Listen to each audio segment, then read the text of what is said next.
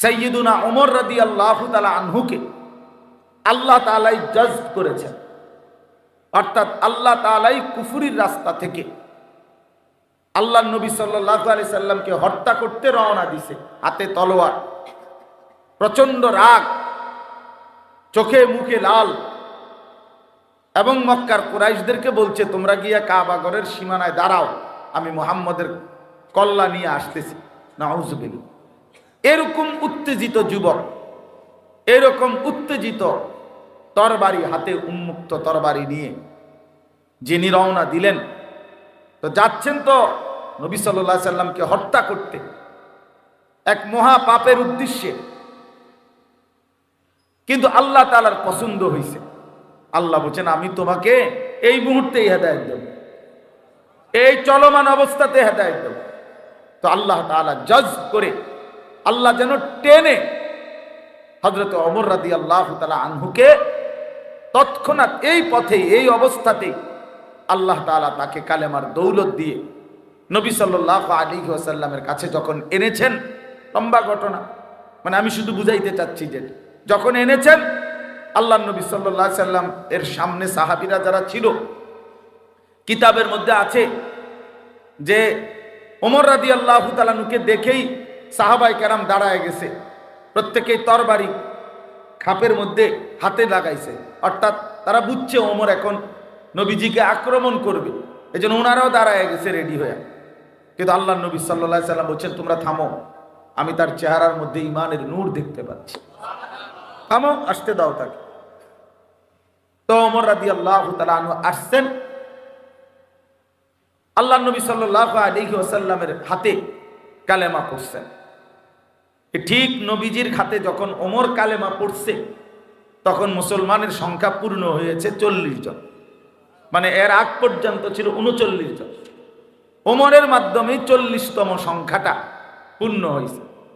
আল্লাহ তাআলা তখন কোরআনুল কারীমের আয়াত নাজিল করছেন জিবরাইলকে পাঠিয়ে, ইয়া আইয়ুহান নাবিয়্যু হাসবুকাল্লাহু ওয়া মানিত্তাবাআকা মিনাল মুমিনিন। বন্ধু আমার, নবী আমার, এখন থেকে নিয়ে আপনার জন্য আমি আল্লাহই যথেষ্ট, এবং এই পর্যন্ত যে কয়জন মুমিন হয়েছে এরাই আপনার সহযোগিতার জন্য যথেষ্ট।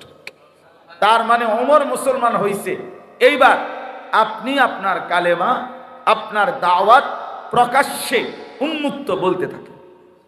হযরত ওমর রাদিয়াল্লাহু তাআলা আনহু তখন এই বাকি 39 জন সাহাবী সহ আল্লাহর নবী সাল্লাল্লাহু আলাইহি ওয়াসাল্লামকে নিয়ে খানায়ে কাবার সামনে আইসা বলছে, ইয়া রাসূলুল্লাহ আপনি সেজদা করেন, আর ওনাদেরকে বলছে আপনারা সেজদা করেন আল্লাহর জন্য।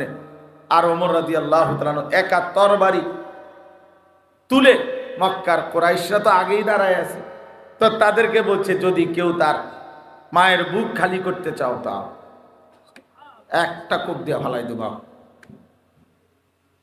আর কেউ হিম্মত করে না।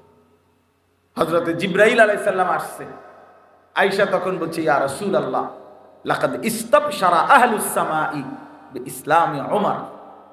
ইয়া রাসূলুল্লাহ গোটা আসমানের সব ফেরেশতারা, 7 আসমানের কোটি কোটি ফেরেশতা এই মুহূর্তে আপনার ওমরের কালেমা শুনে, ইসলাম দেখে গোটা আসমানে ওনারা খুশিতে তাকবীর ধ্বনি দিয়েছে।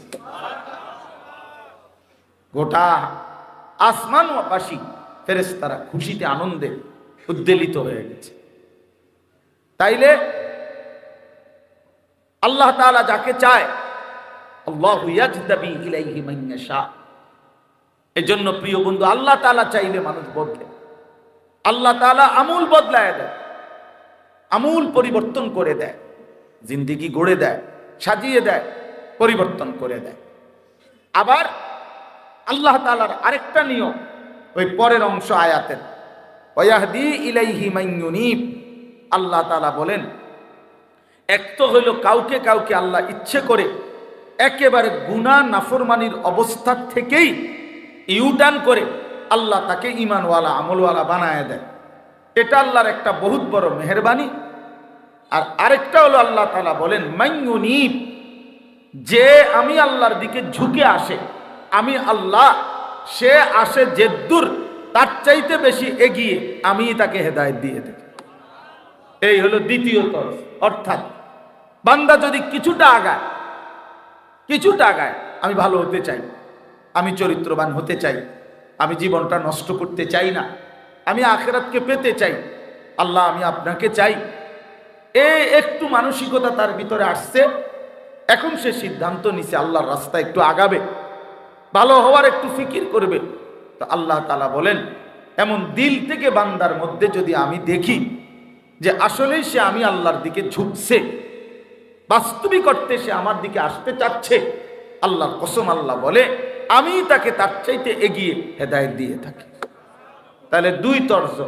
এক হলো কাউকে আল্লাহ তাআলা চাইলে একদম পুরা ইউটার্ন করে মন্দ রাস্তা থেকে কল্যাণের পথে নিয়ে আসেন।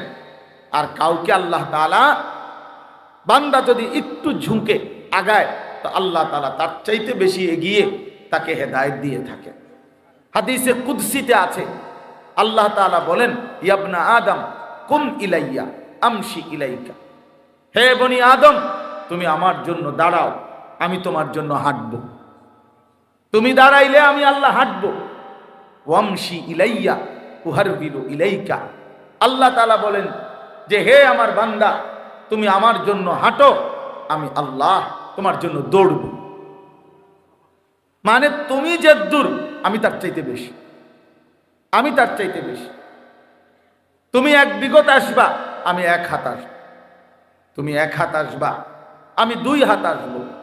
তুমি হাঁটতে হাঁটতে আসবা, আমি আল্লাহ তাআলা তাইতুকা হারবালাতান, আমি আল্লাহ তাআলা তোমার দিকে রহমত নিয়ে, মাগফিরাত নিয়ে দৌড়তে দৌড়তে আসব। এই জন্য প্রিয় ভাই, আল্লাহ তাআলা চাইলে মানুষ পরিবর্তন হয়।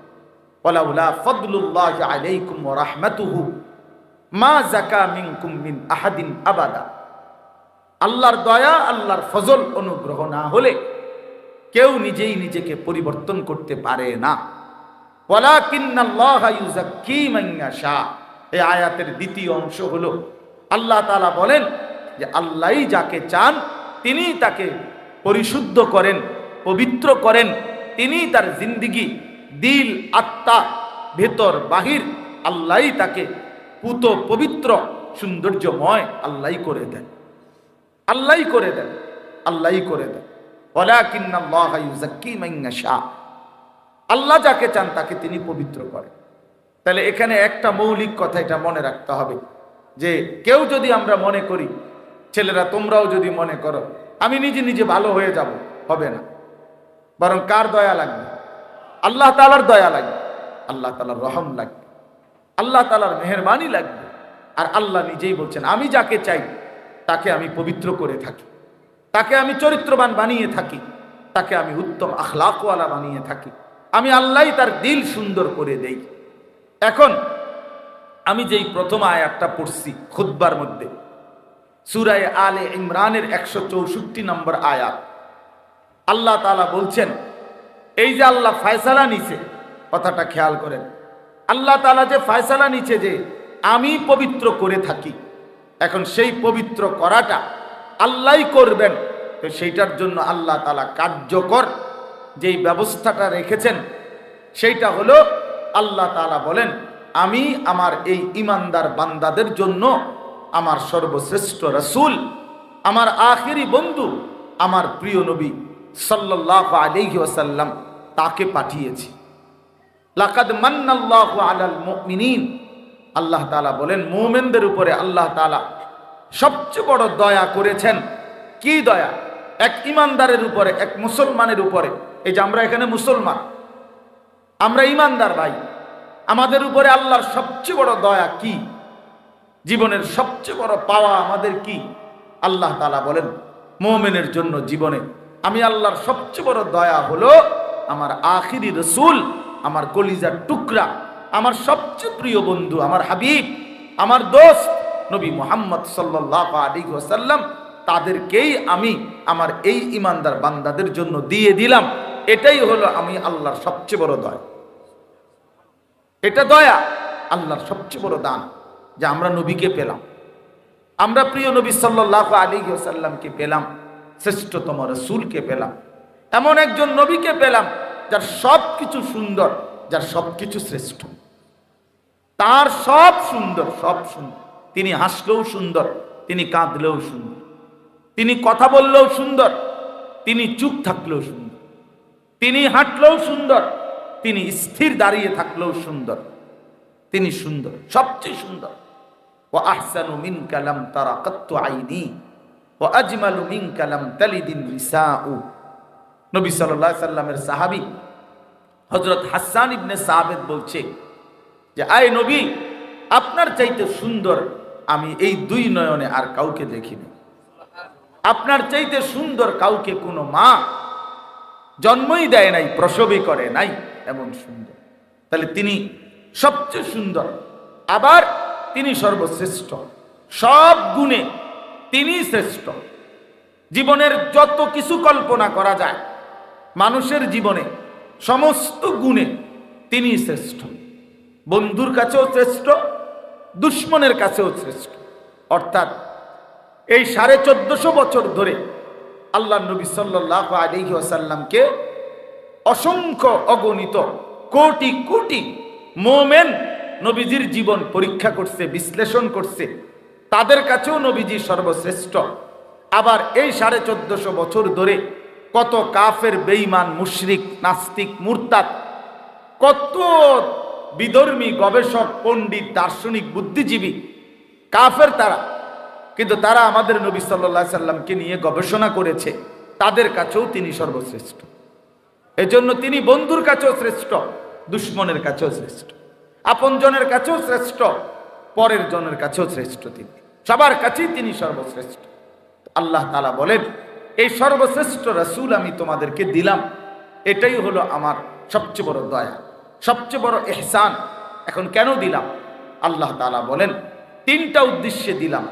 এক, ইয়াতলু আলাইহিম আয়াতিহি, আমার কালাম, আমার কোরআন তেলাওয়াত করবে, শোনাবে, শিখাবে। কোরআন তেলাওয়াত করবে, কোরআন শিখাবে, কোরআনের তেলাওয়াত উচ্চারণ করাবে, বিশুদ্ধ তেলাওয়াত করাবে।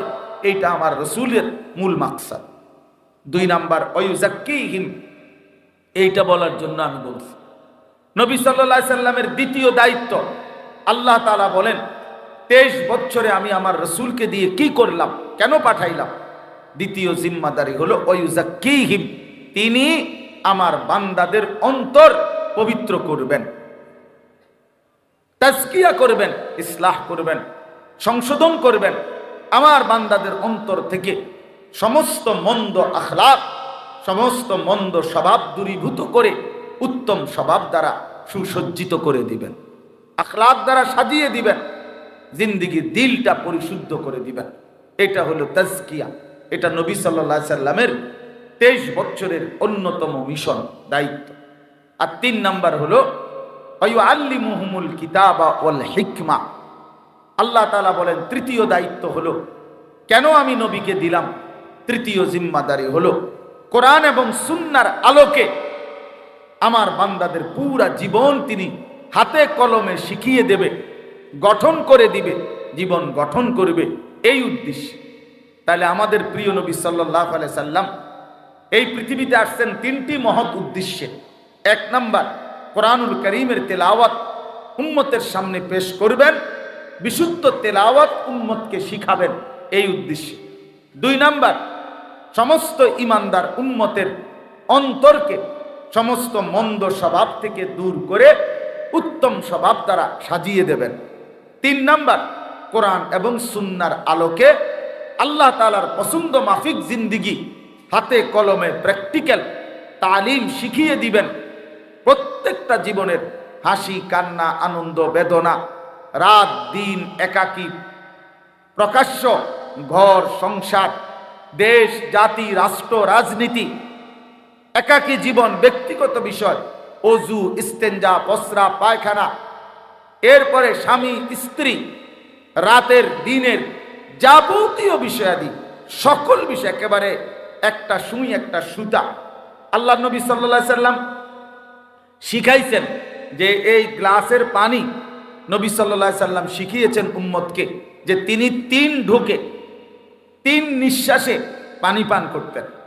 প্রতিটা নিঃশ্বাস গ্লাসের মধ্যে ফেলতেন না, নিঃশ্বাস বাহিরে ফেলতেন। লা ইয়াতানাফাসু ফিল ইনা, আল্লাহ নবী সাল্লাল্লাহু আলাইহি সাল্লাম পাত্রে, গ্লাসে, জগে, মগে নিঃশ্বাস ফেলতেন না, এবং 3 নিঃশ্বাসে কমপক্ষে পানি পান করতেন। এরপরে আরো বেশি হইতে পারে, কিন্তু কমপক্ষে 3 নিঃশ্বাসে পান করতেন। তাহলে কি বোঝা গেল? বোঝা গেল আল্লাহ নবী সাল্লাল্লাহু আলাইহি সাল্লাম উম্মতের নিঃশ্বাসটা কেমনে ফেলবে এটাও ঠিক করে দিছে, এটাও ঠিক করে দিছে, নিঃশ্বাস পর্যন্ত ঠিক করে দিছেন। ঘর বাহির, ওযু, ইস্তেঞ্জা, টয়লেট, বাথরুম, পেশাব, পায়খানা, রাত দিন, একাকী, প্রকাশ্য, জীবনের সকল অঙ্গনে, জীবনের প্রতিটা পদক্ষেপে, একেবারে আদনা থেকে আদনা, ছোট থেকে ছোট, বড় থেকে বড়, সব ব্যাপারে, সব বিষয়ে তিনি সর্বোচ্চ সুমহান আদর্শ কোরআন সুন্নাহর আলোকে আল্লাহ তাআলা কি চাচ্ছেন, জান্নাতের উপযোগীটা কেমন হইলে হবে, আখিরাতের মুক্তি কিভাবে মিলবে, ডান হাতে আমলনামা কিভাবে আসবে, ফুল সিরাত কিভাবে বিদ্যুতের মতো পার হবে, অর্থাৎ আখিরাত এবং জান্নাতের উপযোগী আল্লাহ যা চাইছেন তার শতভাগ প্র্যাকটিক্যাল আল্লাহর নবী সাল্লাল্লাহু আলাইহি সাল্লাম সাহাবায়ে কেরামের মাধ্যমে উনাদের কাছে নবী সাল্লাল্লাহু আলাইহি সাল্লাম শিখিয়ে দিয়েছেন। এটাই নবী সাল্লাল্লাহু আলাইহি সাল্লামের মিশন ছিল। তাইলে প্রিয় ভাই, আমার বলার উদ্দেশ্য হলো, এবার আমি যে মূল বক্তব্যটা বলতে চাচ্ছি, ওই আয়াতের মাধ্যমে বললাম যে নিজেকে নিজে পরিবর্তন, বিশুদ্ধ আত্মশুদ্ধি করা যায় না, নিজে নিজে একাকী ভালো হওয়া যায় না। আল্লাহ বলেন আমার দয়া লাগে, আমার অনুগ্রহ লাগবে, আমার মেহেরবানি লাগবে। আর আল্লাহর দয়া, আল্লাহর অনুগ্রহ হইল, আল্লাহ নিজেই বললেন আমার দয়া আমি আমার রসুলকে পাঠাইলাম।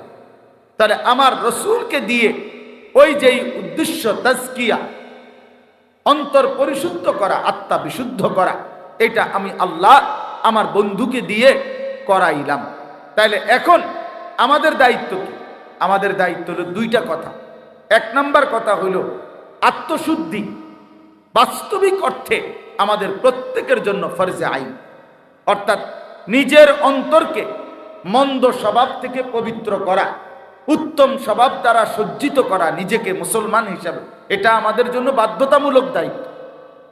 এটা খামখেয়ালি বিষয় না, খামখেয়ালি বিষয় না।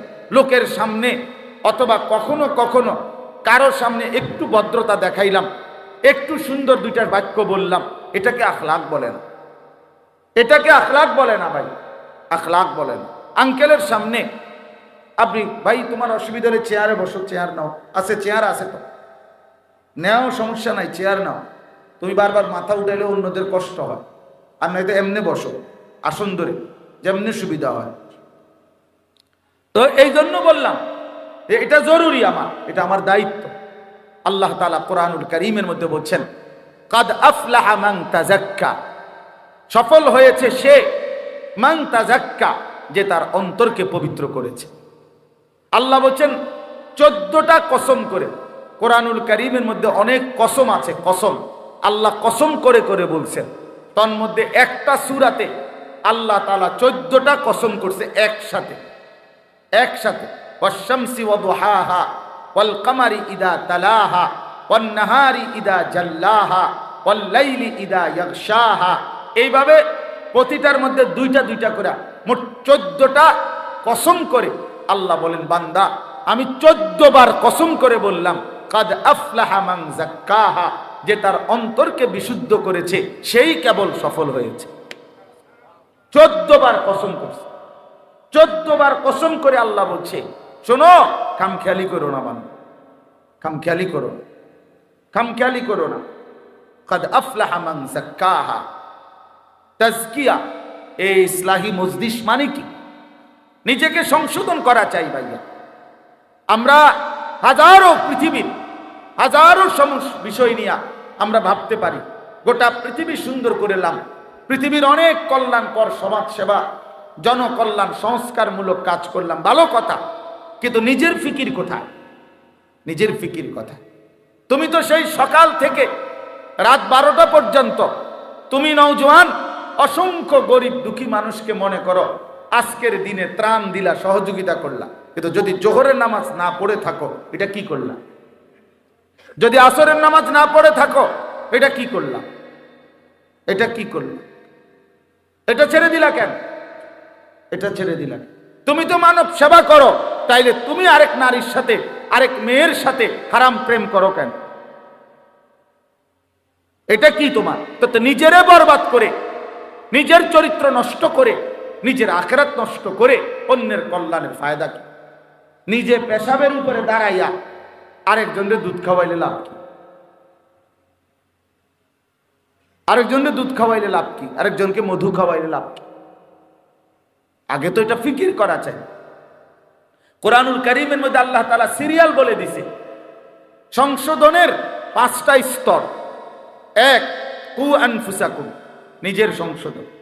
2, ওয়া আহলিকুম, পরিবারের সংশোধন। 3, ওয়া আনদির আশিরাতাকাল আকরাবিন, নিকট আত্মীয় স্বজনের সংশোধন। 4, লিতুমদিরা উম্মাল কুরা ওমান হাওলাহা, নিজ এলাকা এবং এলাকার আশপাশের সমস্ত মানুষের সংশোধন। 5, উখরিজাত লিন-নাস তা'মুরুনা বিল মা'রুফি ওয়া তানহাউনা আনিল মুনকার, গোটা বিশ্ব মানবতার সংশোধন। কয়টা হইল? 5টা। এর মধ্যে 1 নাম্বার কি বলো না ভাইয়া? 1 নাম্বার কি? তো তোমার ফিকির কই? তোমার ফিকির কই ভাই? তোমার ফিকির কই?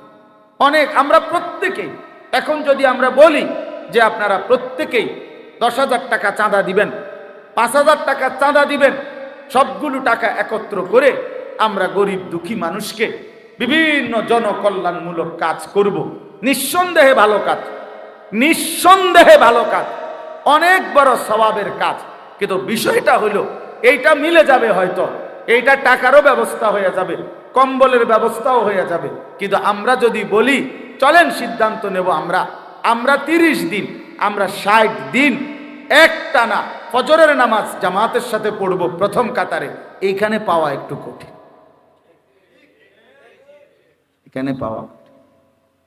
এখানে পাওয়া কঠিন।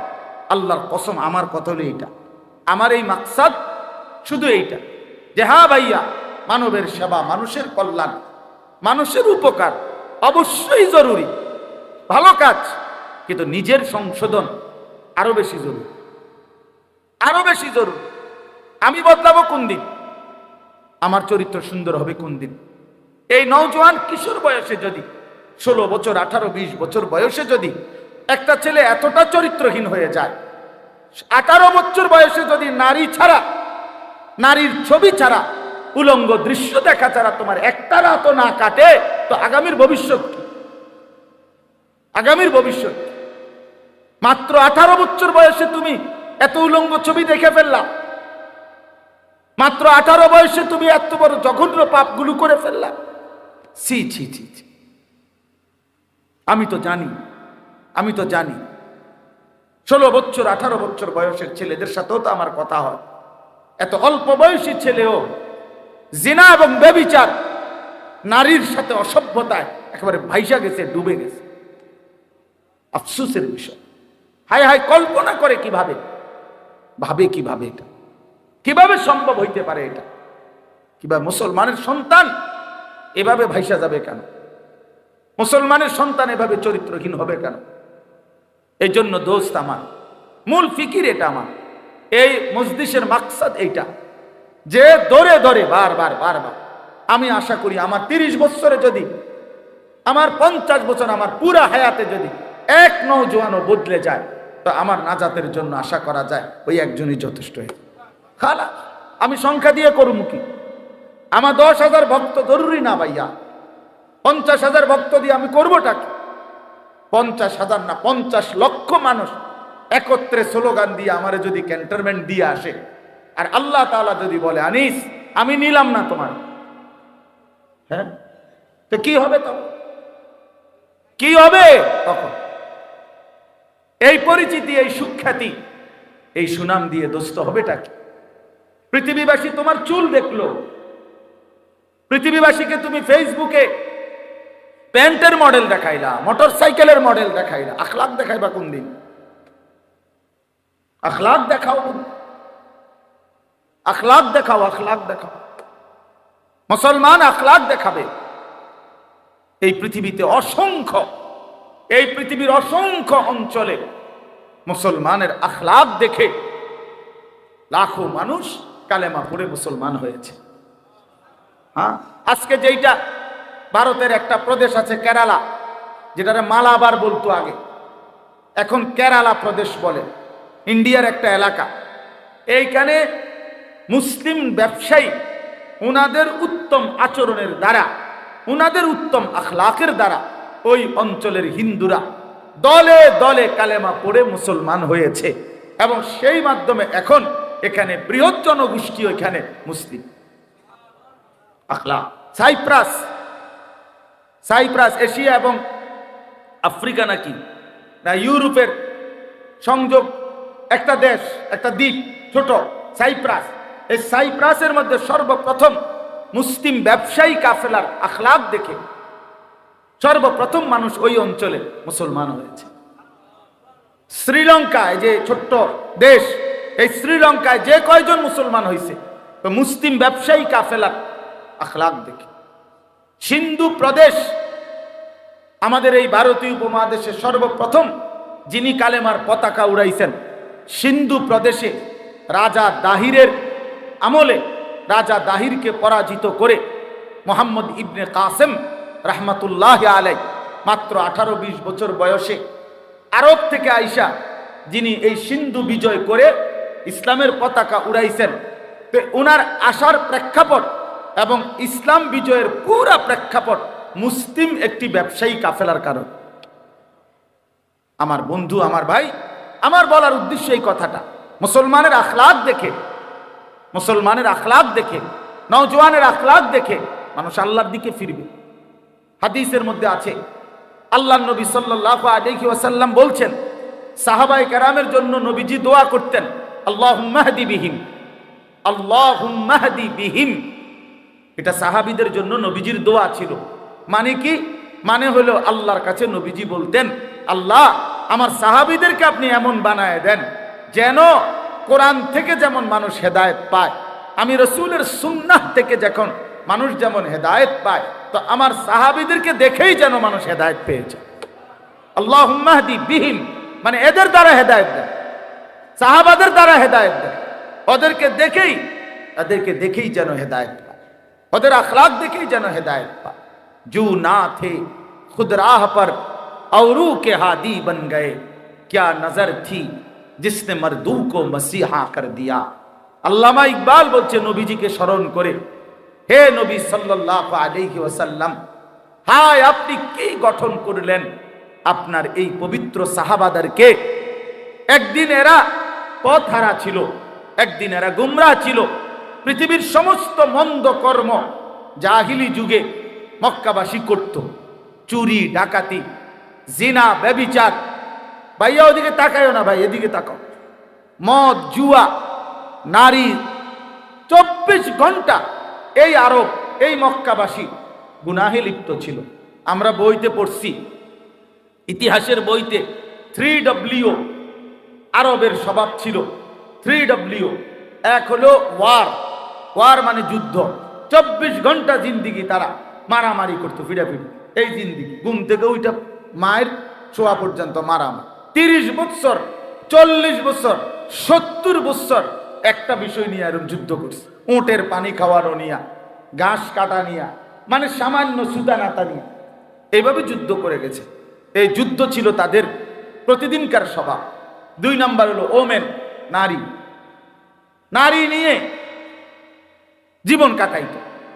জিনা, ব্যভিচার, অসভ্যতা, নোংরামি, কোনো নারীর সামাজিক কোনো মূল্যই ছিল না নিজস্ব। আমি নিজে, আমার কাছে কিতাব আছে, বাংলায় অনুবাদ হয়েছে, মুসলিম উম্মার পতনে বিশ্বের কি ক্ষতি হলো। আমাদের হযরত মাওলানা আবু তাহের মিসবাহ সাহেব, আমার বাংলার শ্রেষ্ঠতম বুজুর্গ এবং বাংলাদেশের শ্রেষ্ঠ একজন ইসলামী সাহিত্যিক আদিব সাহেব হুজুরের লেখা, অনুবাদ করা সৈয়দ আবুল হাসান আলী নদভী রহমতুল্লাহর কিতাব। ওইখানে আছে জাহিলি যুগে, এটা বলতেও লজ্জা, জাহিলি যুগের আখলাক ছিল আইয়ামে জাহিলিয়াতে যে 3 জিনিস সবার জন্য সমান অধিকার। 1 হলো আগুন, 2 হলো পানি, 3 হলো নারী। নারী সবার, নারীর আলাদা কোনো বিশেষত্ব নাই, আলাদা কোনো মর্যাদা নাই।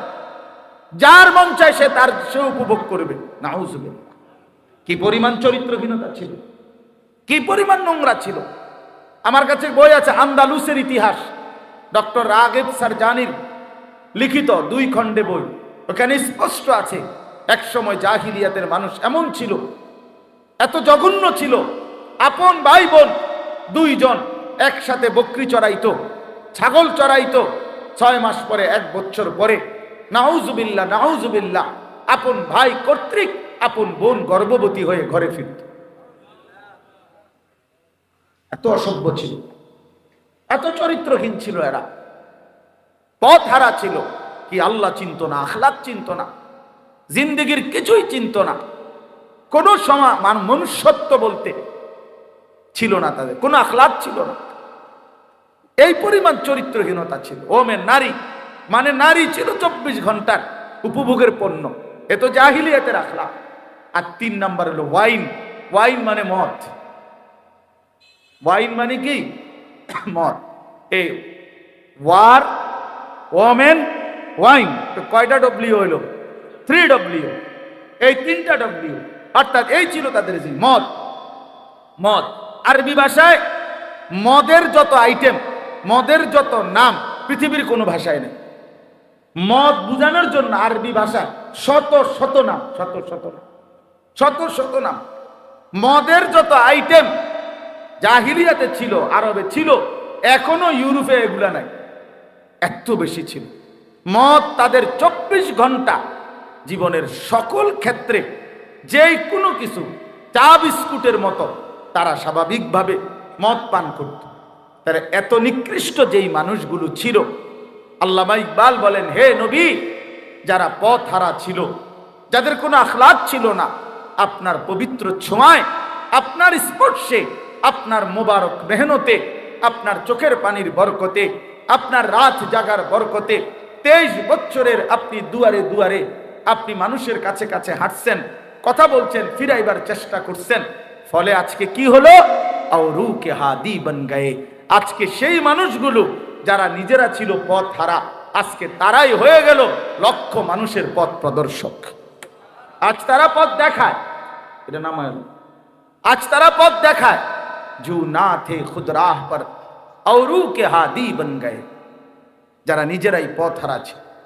হযরত ওমর রাদিয়াল্লাহু তাআলা আনহু বলতেন, নওজওয়ান শোনো ভাইয়া, ওমর রাদিয়াল্লাহু তাআলা আনহু বলতেন যে আমি সেই ওমর, ইসলাম পূর্ব যুগে আমি এক মহিলার বকরি চড়াইতাম, বকরি চড়াইতাম।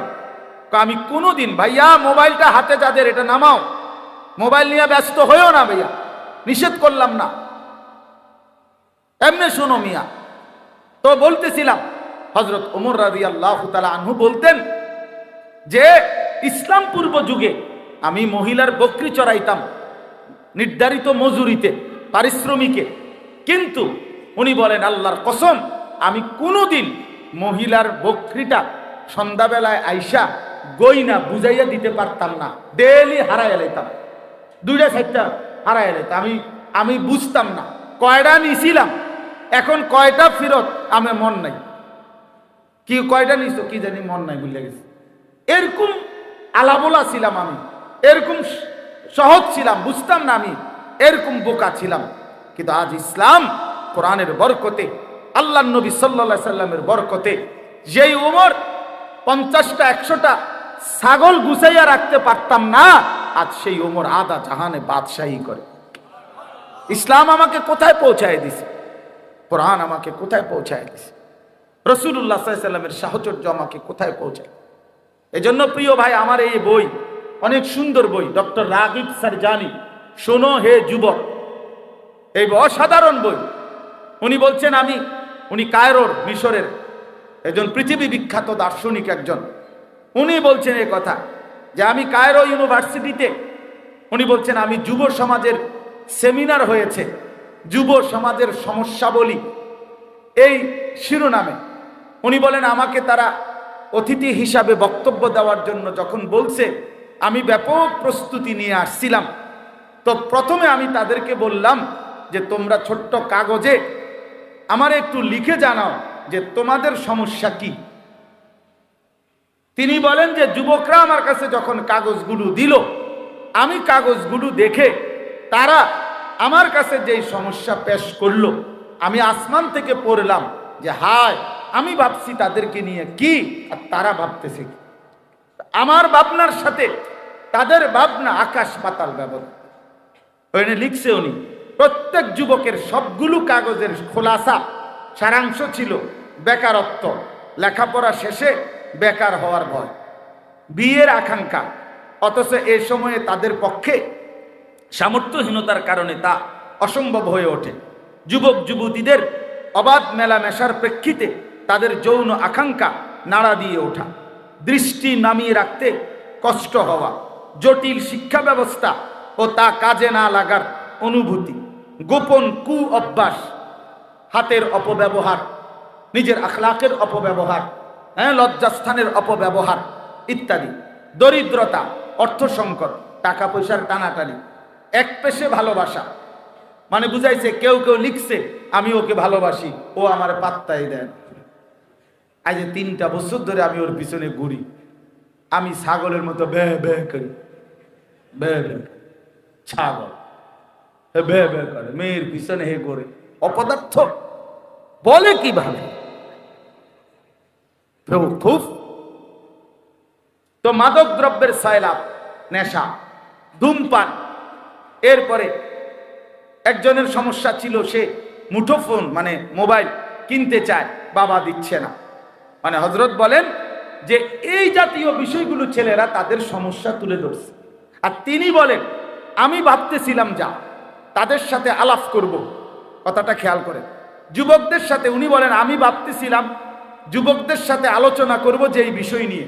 তারা মুসলিম যুব সমাজ, কায়রো বিশ্ববিদ্যালয়ে। আমি ভাবতেছিলাম তাদের সাথে আলাপ করব এই বিষয়গুলো কি, যে আজ অধিকাংশ মুসলিম দেশে শরিয়া আইন বাস্তবায়ন না হওয়া, মানব রচিত আইন ও নীতিমালার প্রতি আস্থাশীল হওয়া এবং কোরআন সুন্নাহ বিমুখ হওয়া, এই ব্যাপারে আমাদের নওজোয়ানদের কি কর্মসূচি হওয়া উচিত। আমি ভাবছিলাম এটা বলবো। 2, অনেক মুসলিম ভূখণ্ড অমুসলিম শক্তি কর্তৃক বেদখল হয়ে যাওয়া, যেমন বিশেষত ফিলিস্তিন, ইরাক, কাশ্মীর, চেচনিয়া, আফগানিস্তান। এসব ভূখণ্ডে মুসলমানরা অন্যায়, অবিচার, জুলুম, হত্যা, নির্মম অত্যাচারের শিকার। আফগানিস্তানের নাম লেখছে ওই সময়, এখন তো আলহামদুলিল্লাহ ইসলামী খেলাফত। মিডিয়া কর্তৃক ইসলামকে লক্ষ্য করে সাঁড়াশি আক্রমণ, প্রকাশ্যে রসুলুল্লাহ সাল্লাল্লাহু আলাইহি ওয়াসাল্লাম, বিশিষ্ট সাহাবায়ে কেরাম, আলেম ওলামাকে গালিগালাজ ও সমালোচনা করা হয়। প্রিন্ট ও ইলেকট্রনিক মিডিয়া তথা দৈনিক পত্র পত্রিকা, রেডিও, টেলিভিশন ও ইন্টারনেটে এই সমস্ত অশুভ কর্মের মহড়া আজ খুব স্বাভাবিক বিষয় হয়ে দাঁড়িয়েছে। এক্ষেত্রে আমরা কি করতে পারি? অর্থাৎ অধিকাংশ মুসলিম দেশ আজ অপরিশুদ্ধ ঋণে জর্জরিত। বাধ্যত এই ঋণ থেকে বেরিয়ে আসা তাদের পক্ষে প্রায় অসম্ভব। প্রশাসনিক দুর্নীতি, স্বচ্ছতার অভাব, সুদ, ঘুষ, চুরি, ডাকাতি, ছিনতাই, রাহাজানি, জালিয়াতি, আত্মসাৎ, মিথ্যা অপবাদ, এই সমস্ত অনৈতিক কার্যাবলী মুসলিম বিশ্বের বহু দেশকে সভ্য উন্নত দেশের তালিকার একেবারে নিচের দিকে ঠাঁই দিয়েছে। এক্ষেত্রে আমাদের পদক্ষেপ কি হইতে পারে? জ্ঞান বিজ্ঞানে পিছিয়ে পড়া, কারিগরি ও সৃজনশীল শিক্ষা ঘাটতি, বিশ্বের বহু অঞ্চলে ইসলামের দাওয়াত না পৌঁছা, মানব জাতির একটা বৃহৎ অংশ এখনো ইসলামের বাণী শুনেনি, অথবা শুনে থাকলেও মিথ্যা কিংবা বিকৃত বাণী শুনেছে। অথচ মুসলিম উম্মার জন্য ফরজ ভূপৃষ্ঠের প্রত্যেক ব্যক্তির কাছে ইসলামের দাওয়াত পৌঁছানো। এরম অনেকগুলো লিখছে। উনি বলেন আমি ভাবতেছিলাম এসব বিষয় নিয়ে সারা পৃথিবীব্যাপী আলমী চিন্তা ফিকির নিয়ে আমি যুব সমাজের সাথে আলোচনা করব। আর এরা আমার কাছ থেকে সমাধান চায়, তার বাবা যে মোবাইল কিনে দিচ্ছে না, এটার সমাধান কি? তারা আমার কাছে জানতে চায়, মেয়েটা যে আজকে 3 বছর ধরে তারে প্রেমের অফার দিচ্ছি, এখন সে যে আমার প্রেম প্রত্যাখ্যান করতেছে, এই জন্য তাবিজটা কি? বুঝেন নাই কথাটা? এই হলো, তিনি বলেন যে যুবক তার সমস্যা জানতে চাইছে, আমার কাছে বলছে এটা সমাধান চাচ্ছে, এগুলা মোবাইলের সমস্যা, তার নারীর প্রেমের বিষয়। আর আমি ভাবতেছিলাম তাদেরকে নিয়ে গোটা পৃথিবীব্যাপী ইসলামের পুনর্জাগরণের স্বপ্ন। তা আমি কোথায়, তারা কোথায়? তারা কোথায়? আমাদের জেনারেশন কোথায়? এই জন্য বাপ, এই জন্য বন্ধু, এই জন্য দোস্ত, আমরা আত্মসংশোধন, নিজেকে গঠন, নিজের ঈমান, নিজের আখলাক, নিজের চরিত্র, নিজের জিন্দেগি যদি গঠন না করি দোস্ত, আগামী পৃথিবীতে ইসলামের বিজয় কিভাবে হবে? কিভাবে হবে? আমাদের যেই ফিলিস্তিনের হামাসের যে মুজাহিদ যিনি শাহাদাত বরণ করেছিলেন ইয়াহিয়া সিনওয়ার রাহমাতুল্লাহ আলাইহি, এই মহান যোদ্ধা, এই যে কয়দিন আগে যিনি শহীদ হলেন, ইসরায়েলের এই ইহুদি কুত্তারা সর্বশেষ যখন ওনাকে ড্রোনে হামলা করে, শেষ মুহূর্তে উনি যখন লাস্টে টের পাইছে যে ওনার উপরে শেষ বোমাটা হামলা করবে, তখনও ওনার হাতে একটা ছোট লাঠি ছিল, ছড়ি ছিল। এই লাঠিটা জানে উনি কিছুই হবে না এটা দিয়া, কিন্তু তারপরও শেষ হাতের লাঠিটা তাদের দিকে ছুঁড়ে মারছিল, বলছিল যা এটা জান দিলাম তবুও তোদেরকে প্রত্যাখ্যান করবে। কলিজার শেষ রক্ত দিয়েও, কলিজার শেষ রক্ত দিছে, কিন্তু ইসলামের উপরে মজবুত ছিল, দ্বীনের উপরে মজবুত ছিল, দ্বীনের উপরে। কিছুদিন আগে যখন গাজাতে এক হসপিটালের মধ্যে ইসরায়েলের বোমা হামলা হয়, তখন ওই হসপিটালের শেষ মুহূর্ত পর্যন্ত একজন ডাক্তার সাহেব উনি হসপিটালের রোগীদের, আহতদের চিকিৎসা করতেছিল, কিন্তু ওই অবস্থায় ওনার গায়ে যখন বোম পড়ছে, এবার উনি শহীদ হয়ে গেছে। এই শহীদ হওয়ার পূর্ব মুহূর্তে হসপিটালের সাদা যেই ব্ল্যাকবোর্ড, সাদা বোর্ড, হোয়াইট বোর্ড, এই হোয়াইট বোর্ডের মধ্যে উনি শেষ লিখে গেছে, আগামী প্রজন্ম আমাদের মনে রেখো, আমরা শেষ পর্যন্ত চেষ্টা করছি। এই কথা লিখে উনি মরে গেছে, শহীদ হয়ে গেছে। ফিলিস্তিনের যিনি বক্তব্য দিছিলেন, ফিলিস্তিনের প্রতিনিধি, এই কথা বলতে গিয়ে তিনি গোটা বিশ্বের সামনে, বিশ্ব মোড়লদের সামনে চোখের পানি ফেলে কাঁদছিলেন জাতিসংঘের অধিবেশন। কিন্তু তার হিম্মতটা কি? ডাক্তার লিখে গেছে যে আমাদের মনে রেখো, মানে উনি বলছেন, আরো লম্বা লাইন আছে, উনি বলছেন আমার বিশ্বাস আমার মাটি আজাদ হবে, আমার ভূমি মুক্ত হবেই। তো তোমরা যেদিন মুক্ত করবা, যেই প্রজন্ম, তোমরা আমাদেরকে মনে রেখো যে আমরা শেষ মুহূর্ত পর্যন্ত আমরা মাতৃভূমির সংরক্ষণের জন্য চেষ্টা করেছি। তাইলে বিষয়টার বাস্তবতা কি? আজকে আমরা স্বপ্ন দেখার কথা সারা পৃথিবী নিয়ে, স্বপ্ন দেখার কথা ইসলামের পুনর্জাগরণ নিয়ে।